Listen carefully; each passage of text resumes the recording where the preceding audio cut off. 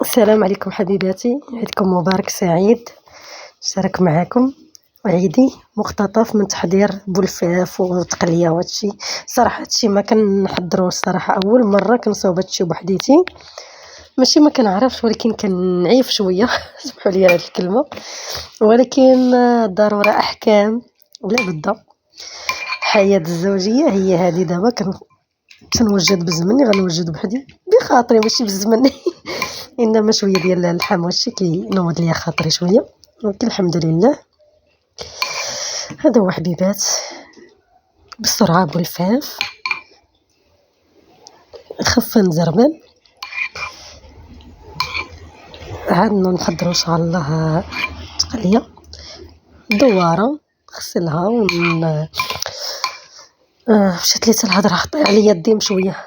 اول عيد اول عيد ماشي سهله هذاك الشيء علاش كتسمعوني مغنغنه فرحه وشويه ديال التفكير ديال الحياه العزوبيه.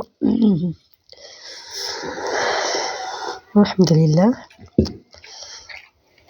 كبيضه كنشد انا كنطيبها هكايا، كنقطعها ندير لها ملحه وكمون، عاد كندورها في شحمه اللي هي بولفاف. هو حبيباتي هادشي عادي نديرو، انا ما عنديش مع الغسيل، وخا راجلي غسل الصراحه الله يعطيه الصحه كاع داكشي اللي فيه الدم وفيه هذا غسلو، كيخلي لي انا الكبده والرياكه اللي شفتوني درتها معكم. صافي تقليت هي، نقاها هو، غادي نشد انا غير نسلقها صافي ونغسلها نكرطها من هذيك القشره، انا ما كنخليش بديك القشره ديالها،